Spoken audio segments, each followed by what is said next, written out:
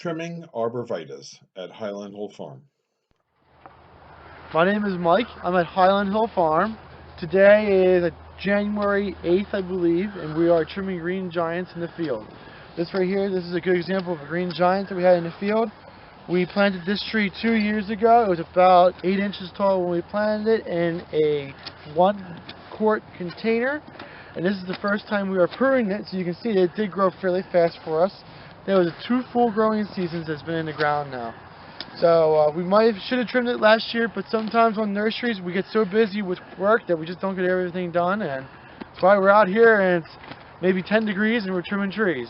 But this is a green giant, and this is a good one to go over because it has everything that I really want to discuss about on what I think is important for the arborvitae. And I like our arborvitaes to have one central leader to it. That's the #1 thing that I want. I don't even care if it's sparse or anything like that, just one leader. But this one here has a second leader growing up on it. And we want to take care of that so it doesn't become a competitor or a dual leader or a codominant leader or whatever other word you want to use. So when we first start out, we'll go over to a spot where real nice branch union's at and cut off the piece that we want to get rid of. That way we have one leader, very defined. There's no any ifs or ors about it. So we got our one leader.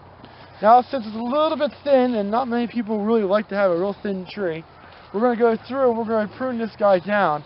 And I could either cut it here for a light prune, or here for a little bit heavier of a prune. But since this is so sparse, we're going to do a little heavier of a prune. Then we're going to go on the sides and tip back to the sides a little bit. And that's to encourage these guys here or these guys there to take over as central leader. The closer that the central leader is, the new leader coming in, to the old leader, the stronger it will be. So we're kind of hoping that this one here will take it, but if not, we have a couple extra spares to take over it. Since we trimmed those two, we're going to do the rest of the tree so it keeps its shape. And not all arborvitaes are the same, and each grower that you go to has a different ratio of height to width that the trees are. And for these guys here, these are spacing, very nice spacings. You can see the row spacing in between each tree is grand. So these guys here will probably become a little bit larger of a tree, maybe like around 8, 9, 10 foot tall, and that'll be there in maybe like 2 to 3 more years they'll be there.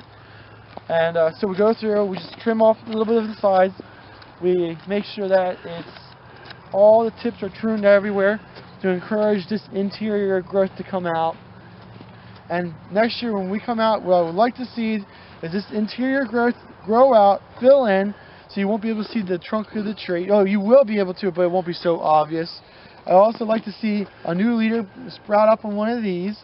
We may have to come through, and if 2 or 3 of them develop, we may have to go through and trim them. But arborvitae, green giant especially, doesn't really do that. They usually have just one, and that's all that it does. So that's kind of how I like the tree. Again, one central leader, shaped, a little bit denser. If you didn't want to make it dense, that's fine, but as long as it has one leader, you're pretty much good to go.